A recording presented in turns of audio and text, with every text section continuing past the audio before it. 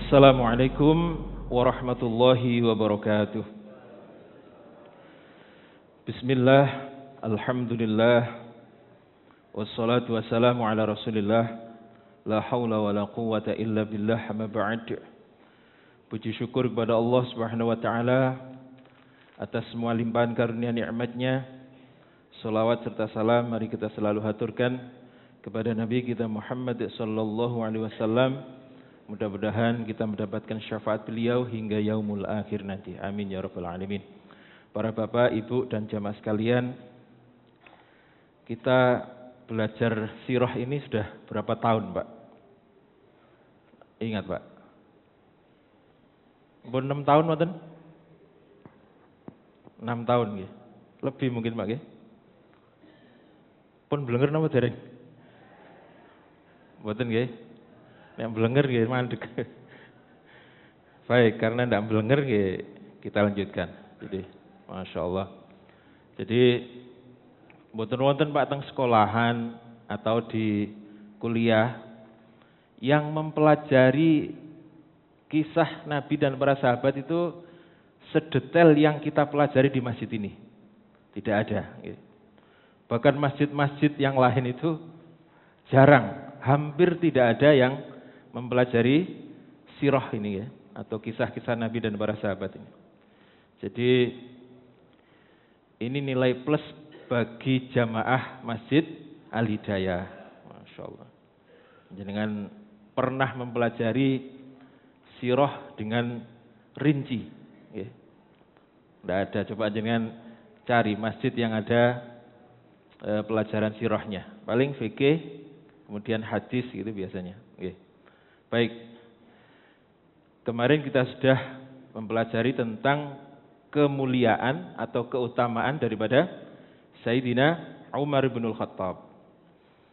Sekarang kita akan memulai membahas tentang pengangkatan beliau menjadi khalifah dan masa kekhalifahannya Sayyidina Umar bin Khattab.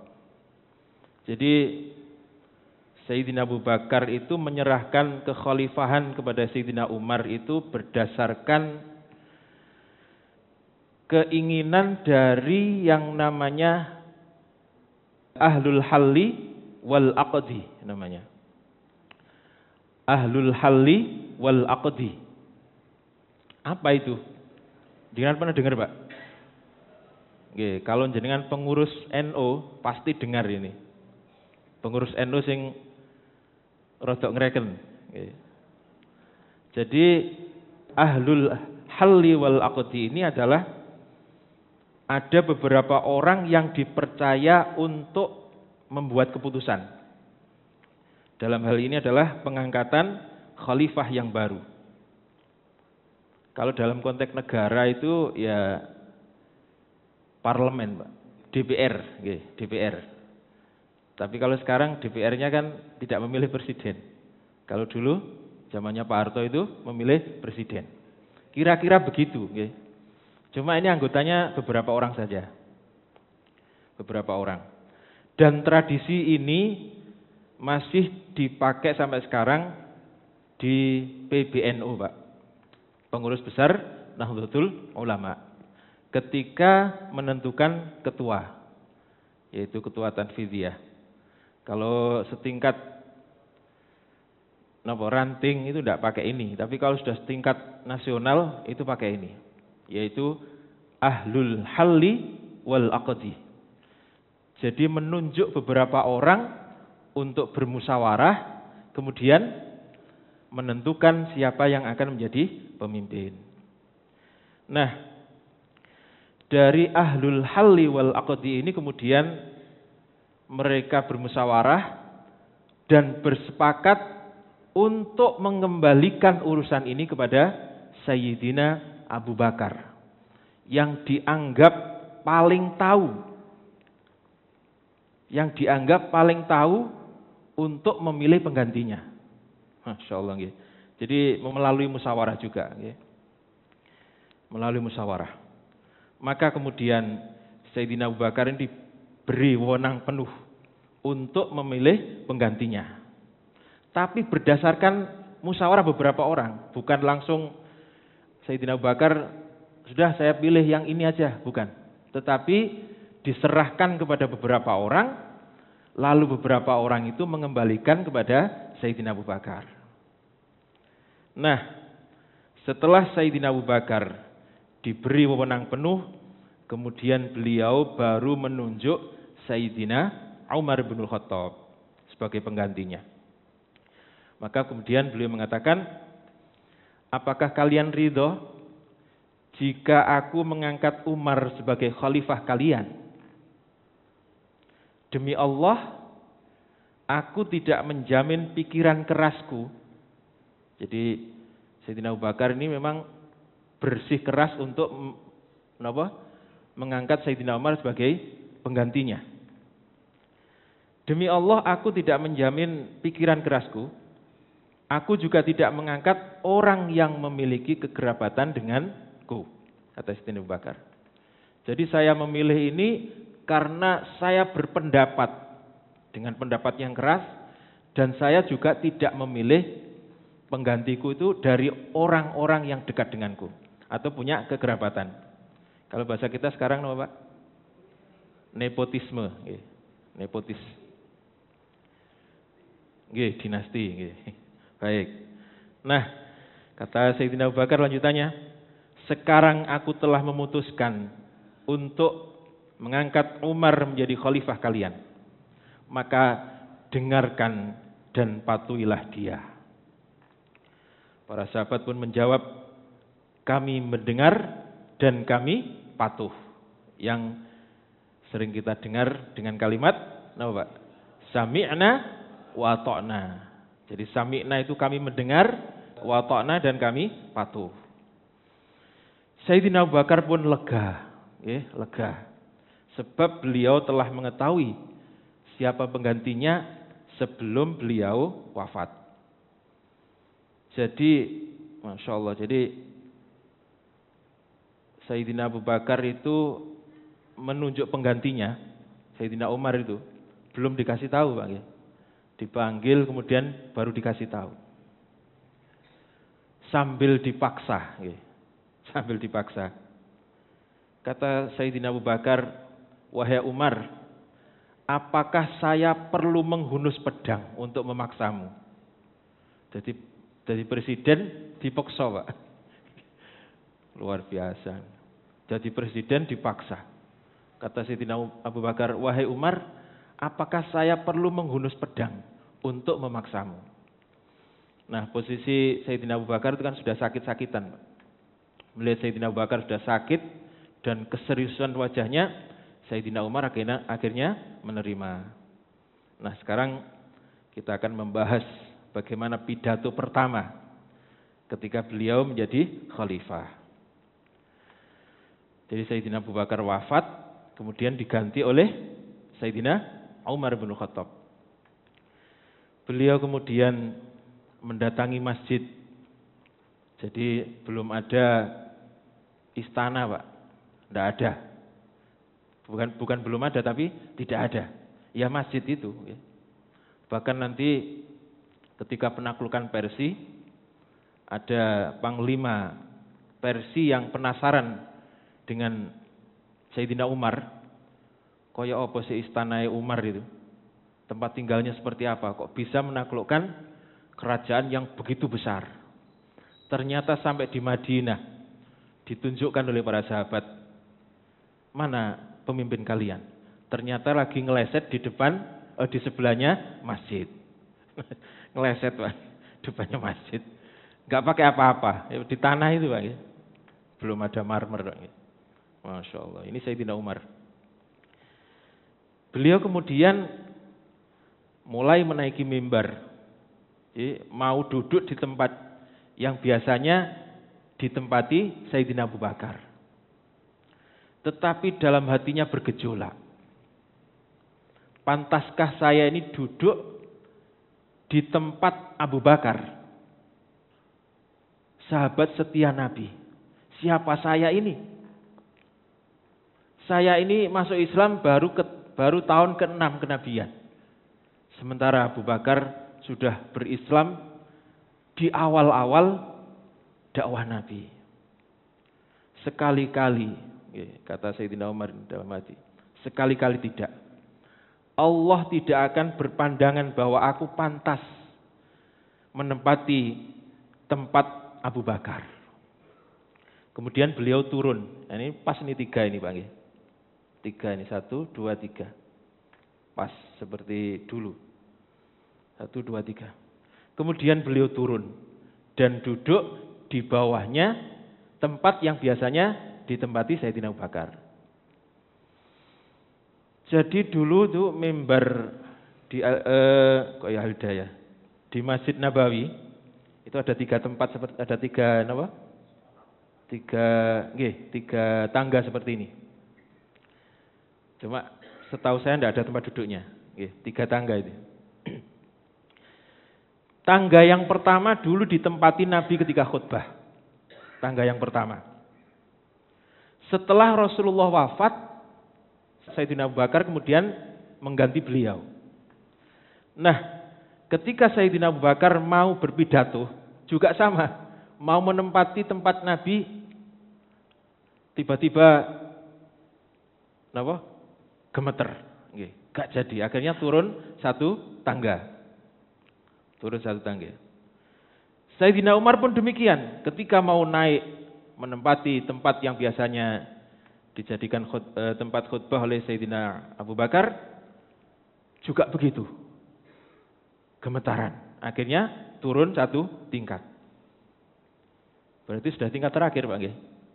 Nabi, Sayyidina Abu Bakar, Sayyidina Umar. Lalu bagaimana dengan Sayyidina Utsman? Sayyidina Utsman bingung ini, terus-terus ini ngeduk lantai masjid ini. Nanti khutbahnya di bawah ini. Masya Allah. Maka Sayyidina Utsman itu Sayyidina Utsman ini kemudian berpikir, akhirnya beliau dengan tangan gemetaran ketika diangkat menjadi khalifah itu naik di tempatnya Rasulullah SAW. Masya Allah. Sambil gemetaran. Jadi nek terus-terus ngeduk lantai masjid kan gitu akhirnya. Maka dengan gemetaran beliau memberanikan diri untuk menaiki tempat yang biasanya dijadikan khutbah atau tempat khutbah Rasulullah SAW. Bapak dan Ibu sekalian, itulah beragama Pak. Kadang-kadang menggunakan perasaan. Sayyidina Abu Bakar, Sayyidina Umar tadi menggunakan perasaan. Tetapi kadang-kadang harus menggunakan logika. Nek diterus-terus nggak ngerong lantai masjid ini. Khutbahnya nangisor. Kira-kira begitu. Sebab perasaan tanpa logika sangat berbahaya. Tetapi logika tanpa perasaan rasanya hambar. Kira-kira begitu. Jadi harus saling melengkapi. Nah, para jamaah sekalian, setelah memuji Allah dan bersolat kepada Rasulullah, beliau kemudian mulai berpidato. Pidatonya lumayan panjang, tapi saya sampaikan sedikit saja. Wahai Allah, sesungguhnya aku ini keras, maka lembutkanlah aku. Aku ini manusia lemah, maka kuatkan aku. Dan aku ini adalah manusia yang pelit, maka murahkan aku. Sesungguhnya Allah telah menguji kalian dengan aku dan telah menguji aku dengan kalian. Ini kata-kata puitis perlu dijelaskan. Sesungguhnya Allah telah menguji kalian dengan aku. Jadi kata Sayyidina Umar, saya ini ujian bagi kalian. Apakah kalian bisa menerima posisiku ini atau keadaanku ini? Orang yang terkenal dengan keras. Dan kalian juga ujian bagi aku. Apakah saya bisa menerima kalau nanti kalian kemudian mengolok-olok saya, mengusulkan sesuatu yang bagi saya menyakitkan? Apakah bisa menerima? Jadi aku ini juga ujian bagi kalian setelah sahabatku yaitu Abu Bakar As-Siddiq. Wahai sekalian manusia, Ketahuilah bahwa kekerasan itu telah melemahkan aku. Kekerasan itu hanya akan aku tujukan kepada orang-orang yang zalim dan orang-orang yang melampaui batas. Aku tidak akan membiarkan seorang pun yang berbuat zalim kepada siapapun atau melebihi batas, hingga aku meletakkan pipinya di atas tanah, kemudian aku meletakkan kakiku di pipi yang lain. Jadi kalau ada orang yang berbuat zalim, janji Sayyidina Umar, dia akan diletakkan di tempat yang paling rendah, yaitu tanah, kemudian pipinya dipepetkan dengan tanah, kemudian pipi yang satu akan diinjak oleh Sayyidina Umar. Nah, Sayyidina Umar itu Pak, ketika wafat, mau wafat, itu pesan kepada anaknya, setelah ditusuk oleh Abu Lu'lu'ah itu, beliau ingin pipinya itu ditempelkan ke tanah, supaya tidak ada rasa sombong. Masya Allah, ini Sayyidina Umar. Nah, kemudian selanjutnya, setelah sikap kerasku ini, aku akan meletakkan pipiku pada orang yang memiliki harga diri. Jadi dia akan tunduk patuh kepada orang yang memiliki harga diri, karena dia memang benar. Maka bantulah aku untuk menjaga kalian dengan cara menahan diri kalian. Dan bantulah aku untuk menjaga diriku dengan cara beramar ma'ruf dan nahi mungkar. Kalau saya ini posisinya benar, maka dukung. Kalau posisi saya salah, maka peringatkan saya. Kemudian selanjutnya adalah, nasihatilah aku dalam urusan kalian yang diamanatkan kepada diriku ini, dan seterusnya. Masih panjang, Pak. Nah, kemudian dalam menjalankan pemerintahannya, beliau ini menerapkan prinsip-prinsip yang sebelumnya belum terlembaga, belum ada aturan yang pasti. Yang pertama adalah musyawarah. Yang pertama musyawarah. Sebagaimana yang difirmankan Allah di surat Ali Imran ayat 159, "Fabima rahmatin minallahi linta lahum, walau kunta faddan ghalidhan qalbi lang faddu min haulik, fa'fu anhum wastaghfir lahum wasyawirhum fil amr, fa idza azamta fatawakkal 'ala Allah, innallaha yuhibbul mutawakkilin." Bapak dan Ibu sekalian, ayat ini turun setelah perang Uhud, di mana perang Uhud itu kalah. Yang awalnya perang Uhud itu Nabi menghendaki perang dalam kota. Tetapi karena ketika bermusyawarah, Nabi tidak mempunyai argumen yang kuat, maka kemudian argumen Nabi ini dikalahkan oleh para sahabat yang argumennya lebih kuat. Katanya mereka, kami juga ingin merasakan bagaimana perang di Badar. Karena di Badar itu banyak yang tidak ikut. Akhirnya disepakati perang di luar kota, yaitu di Uhud itu. Itu yang pertama. Nah, menjelang keberangkatannya, para sahabat ini mengatakan kepada satu dengan yang lainnya, nampaknya kita ini memaksa Nabi, memaksa Rasulullah. Bagaimana kalau kita datang kepada Rasulullah, kemudian kita ngomong, ya Rasulullah, nampaknya panjenengan itu keberatan dengan usulan kami. Kalau jenengan mau, silahkan engkau putuskan sesuai dengan kemauanmu. Kira-kira begitu. Maka kemudian menjelang berangkat, tepatnya setelah asar. Jadi musyawarah itu zuhur, kemudian setelah asar, sahabat ini ada yang ke rumah Nabi. Nabi posisi sudah memakai baju perang dan mengatakan apa yang tadi saya katakan. Wahai Rasulullah, nampaknya kami ini telah memaksamu. Oleh sebab itu, jika engkau mau, putuskanlah sesuatu yang sesuai dengan kehendakmu. Apa kata Nabi? Tidak pantas bagi seorang Nabi yang telah memakai baju perang, kemudian membatalkan. Sampai nanti Allah memutuskan siapa yang menang dan siapa yang kalah. Yang menang nabinya atau yang menang musuhnya. Itu kata Nabi. Sehingga kemudian jadi berangkat ke Uhud. Dan di perang Uhud itu pasukan pemanah yang dipeseni Nabi, jangan sampai meninggalkan tempat ini, apapun yang terjadi. Tetapi karena melihat pasukan musuh sudah lari, mereka kemudian turun. Maka ayat ini memberikan pemahaman kepada Nabi bahwa andaikan engkau Muhammad itu berkeras hati, maka mereka akan meninggalkanmu. Dan engkau bisa berlemah lembut itu karena rahmat dari Allah. Jadi Nabi punya sifat lemah lembut itu juga dari Allah Subhanahu wa taala. Fa'fu anhum wastaghfir lahum wasyawirhum fil amr. Maka maafkanlah mereka. Orang-orang yang pertama usulannya tadi ya. Yang kedua masalah pasukan pemanah. Maafkan mereka dan mintakan ampun mereka. Itu pesannya Allah. Wasyawirhum, nah ini yang penting Bang ya. Wasyawirhum fil amr. Dan bermusyawarahlah dengan mereka ketika mau memutuskan sebuah perkara. Jadi musyawarah ini sangat penting.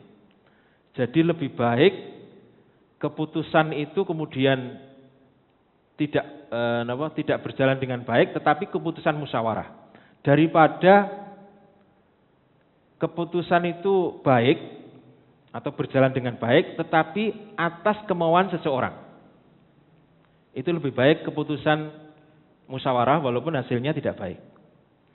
Sebab ini nanti akan menjadi pembelajaran di masa-masa berikutnya. Fa idza zamta fatawakkal Allah. Maka ketika sudah dibulatkan tekadnya, ketika sudah membulatkan tekad, maka fatawakkal 'alallah. Bertawakallah kepada Allah. Apapun hasilnya. Sesuai dengan keinginan maupun tidak sesuai dengan keinginan. Itu sudah merupakan hasil terbaik menurut Allah Subhanahu wa taala. Jadi perang Uhud itu Pak, akhirnya kemudian bisa memisahkan mana orang-orang yang benar-benar beriman dan mana orang-orang yang munafik. Dengan kata lain orang-orang yang munafik lo kandhani kok. Tak jak mulih gak gelem. Sebab pada waktu itu ada 300 orang yang kembali. Andaikan sampean tak jak mulih gelem duduk-duduk di rumah saja kan gak meninggal itu. Maka nanti akan dibantah oleh Allah. Kalau sudah waktunya meninggal walaupun meneng duduk-duduk di rumah ya tetap meninggal. Kalau memang belum waktunya walaupun ikut perang juga tidak akan meninggal. Kira-kira begitu. Itu yang pertama, musyawarah Pak. Yang kedua adalah keadilan dan kesetaraan. Jadi semua orang itu mempunyai kedudukan yang sama di mata hukum. Ini sering kita dengar Pak. Tapi pelaksanaannya jarang. Pelaksanaannya jarang. Sering kita dengar itu kalimat itu. Nanti kita bisa melihat bagaimana penegakan hukum di masa kekhalifahan Sayyidina Umar. Bahkan kemarin kita sudah membahas sedikit. Tentang siapa kemarin Pak? Putranya Amr bin As. Bagaimana sikap Sayyidina Umar kepada putranya Amr bin As, pun juga kepada Amr bin As ketika putranya melanggar. Kemudian yang ketiga, prinsip kebebasan yang meliputi kebebasan beragama, kebebasan berpendapat, dan kebebasan memilih kependudukan. Mau masuk Madinah silakan, mau keluar dari Madinah juga silakan. Nanti kita juga akan melihat bagaimana kisah daripada penaklukan Mesir yang beliau kemudian mengizinkan ada gereja di situ yang mau dirobohkan, justru yang melarang adalah Sayyidina Umar. Kemudian bagaimana beliau bersikap kepada orang-orang non-muslim, yaitu Kristen di Palestina ketika Palestina ditaklukkan. Bahkan beliau disuruh sholat di gereja. Itu tidak mau. Beliau khawatir bahwa ketika nanti saya sholat di dalam gereja, maka umat setelahku akan merobohkan gereja ini dan akan dijadikan masjid. Itu yang dikhawatirkan oleh Sayyidina Umar. Maka kemudian beliau mencari, tolong tunjukkan di mana ketika Nabi mau mi'raj ke atas itu kan menginjak batu, batunya di mana? Ternyata batu itu sudah dipenuhi dengan sampah, Pak. Akhirnya dibersihkan. Dibersihkan, kemudian beliau sholat di batu itu. Bukan di gereja. Kenapa tadi alasannya? Supaya gereja itu tidak dijadikan masjid. Masya Allah. Ini kebebasan beragama. Kemudian di zaman beliau, ini sudah mulai ada yang disebut dengan anggaran belanja negara. Sebelumnya tidak ada. Anggaran belanja negara. Jadi kekhalifahan, kemudian hakim, mufti, gubernur, itu sudah mulai mendapatkan gaji. Di zaman Nabi dan Sayyidina Abu Bakar belum ada. Belum ada gaji, Pak. Maka di zaman ini sudah ada. Kemudian panggilan yang awalnya Khalifah Rasulullah, kemudian beralih kepada Sayyidina Abu Bakar menjadi Khalifati Rasulillah. Ini terlalu panjang bagi para sahabat. Sehingga kemudian para sahabat bersepakat untuk mengganti panggilan itu menjadi apa kira-kira? Kenapa? Amirul Mukminin. Kami ini adalah orang-orang mukmin, kata mereka. Dan Umar adalah pemimpinnya. Maka sebutan yang pantas bagi pemimpin kita adalah Amirul Mukminin. Orang yang memerintah orang-orang yang beriman. Kira-kira begitu. Jadi mulai zaman Sayyidina Umar, kemudian Sayyidina Utsman, Sayyidina Ali, ini sudah disebut Amirul Mukminin. Bukan khalifah lagi. Ya. Nah, di masa beliau ini juga ada keputusan besar yang masih kita pakai sampai sekarang. Apa kira-kira, Pak? Yang masih kita pakai sampai sekarang. Yaitu penetapan penanggalan tahun Hijriah.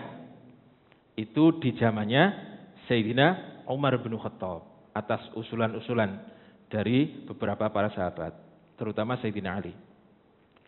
Lalu bagaimana pelaksanaan pemerintahan daripada Sayyidina Umar ini akan kita bahas pada pertemuan yang akan datang. Demikian, kurang lebihnya mohon maaf. Mudah-mudahan manfaat. Wassalamualaikum warahmatullahi wabarakatuh.